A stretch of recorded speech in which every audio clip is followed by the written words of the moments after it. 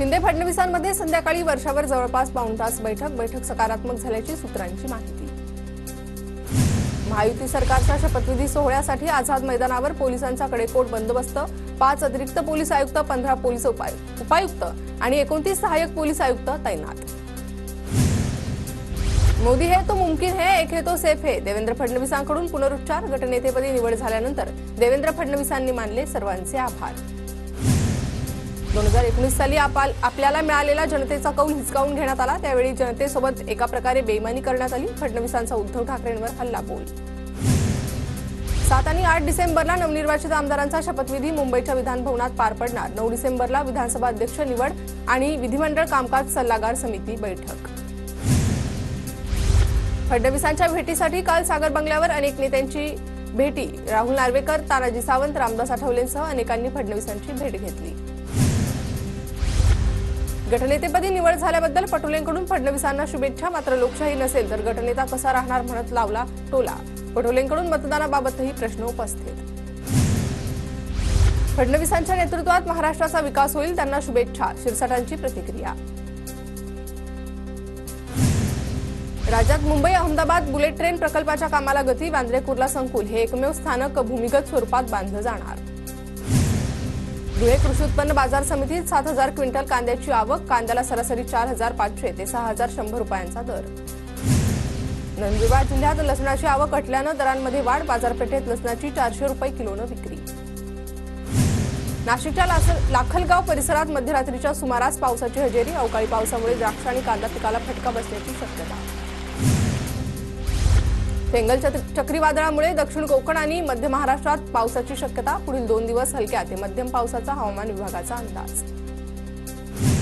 जळगावच्या जानवे येथील तरुणी भाग्यश्री पाटील दुचाकीवर गावागावात जाऊन करतीये दूध संकलन। 80 लिटर दूध धुळे अमळनेरला विक्रीसाठी नेत वडिलांच्या व्यवसायाला हातभार।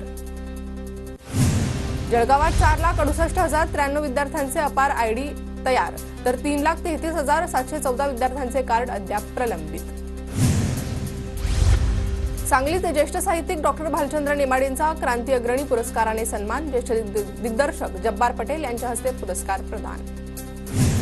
धाराशिवच्या परंडा तालुक्यातील भूमी अभिलेख कार्यालयाला 2 दिवसांपासून टाळे। 2.5 वर्षांचे भाडे थकल्यानं जागेचे मालक महावीर रोकडेंनी टाळे ठोकले। नंदुरबारच्या नेत्रंग शिवाडी महामार्गावर ठाकरे गटाकडून रास्ता रोको। शेतकऱ्यांच्या सोयाबीन कापूस पिकाला योग्य हमीभाव देण्याची मागणी। अहिल्यानगर जिल्ह्यातील कमाल तापमानात वाढ होऊन कडाक्याच्या थंडीचं प्रमाण ओसरलं। दिवसभर ढगाळ वातावरणामुळे पिकांवर रोगांचा प्रादुर्भाव वाढण्याची शक्यता। नांदेड जिल्ह्यात दाट धुक्यामुळे रब्बी पिकांवर परिणाम होण्याची शक्यता। जिल्ह्यातील शेतकऱ्यांची चिंता वाढली। अहिल्यानगरमध्ये ढगाळ वातावरणाचा द्राक्ष आणि कांदा पिकावर परिणाम। द्राक्ष बागेचे 40 ते 50% नुकसान। द्राक्ष आणि कांदा उत्पादक शेतकरी संकटात। अकोल्यात बदलत्या वातावरणामुळे तूर पिकावर किडीचा प्रादुर्भाव। शेतकरी चिंतेत, शासनानं नुकसान भरपाई देण्याची शेतकऱ्यांची मागणी। इंदापूर शहरात घनकचरा संकलनाच्या मॉनिटरिंगसाठी आयसीटी बेस्ड प्रणाली। कचरा स्वीकारल्यानंतर कोड स्कॅन केलं जाणार। भुसावळच्या दीपनगरमधील 660 मेगावॅट प्रकल्पाच्या अंतिम चाचणीसाठी तयारी। चाचणी दरम्यान बॉयलर ट्यूबमध्ये बिघाड झाल्यानं विलंब झाला। 72 तास संच पूर्ण क्षमतेनं चालवण्यासाठी मार्च 2025चं उद्दिष्ट। वर्ध्याच्या ढोमणे ज्वेलर्समध्ये दरोडेखोरांचा प्रतिकार करणाऱ्या कर्मचाऱ्याचा सत्कार। कर्मचाऱ्यानं ज्वेलर्सवर पडलेला सशस्त्र दरोडा हाणून पाडला। माजी आमदार भास्करराव शिंदेंच्या पुण्यस्मरणानिमित्त कराडमध्ये ज्येष्ठ नागरिकांसाठी चालण्याची स्पर्धा। स्पर्धेत मोठ्या संख्येने ज्येष्ठ नागरिकांचा सहभाग। सिंधुदुर्गच्या वैभववाडीतील सोनाळी गावात वीज पुरवठा वारंवार खंडित। ग्रामस्थ आक्रमक। ग्रामस्थांची वीज वितरण कार्यालयावर धडक। भुसावळच्या बस स्थानकाची दुरवस्था। प्रवाशांचे मोठे हाल। दुरुस्ती करण्याची प्रवासी वर्गांची मागणी। भंडारा जिल्ह्यात 1.5 महिन्यात 50 गुन्हेगार तडीपार। शांतता सुव्यवस्था आणि सलोखा राहण्यासाठी कारवाई। सोलापूरच्या माढा तहसील कार्यालयात अभ्यागतांसाठी आसन व्यवस्थाच नाही। खालीच बसून तहसीलदारांना भेटण्यासाठी नागरिकांची प्रतीक्षा। नाशिकच्या कपालेश्वर मंदिरातील दानपेटीतील पैशांची मोजणी पूर्ण। दानपेटीत एकूण 4,30,944 रुपये जमा। दानपेटीतील रक्कम मंदिर प्रशासनाकडे जमा।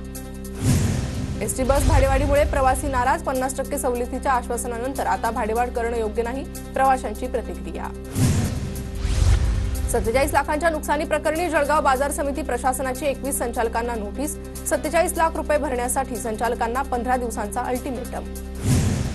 नांदेडमध्ये मिरचीच्या उत्पादनातून महिला शेतकरी मिळवतायत चांगलं उत्पन्न. नायगाव तालुक्यातील तळबीड येथील सागराबाई दासरवाड यांच्याकडून महिलांना भाजीपाला लागवड करण्याचा सल्ला.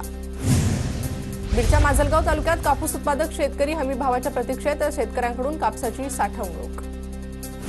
जालन्याच्या रेशीम बाजारपेठेत रेशीम कोशांना चांगला दर. रेशीम उत्पादक शेतकऱ्यांमध्ये आनंदाचं वातावरण.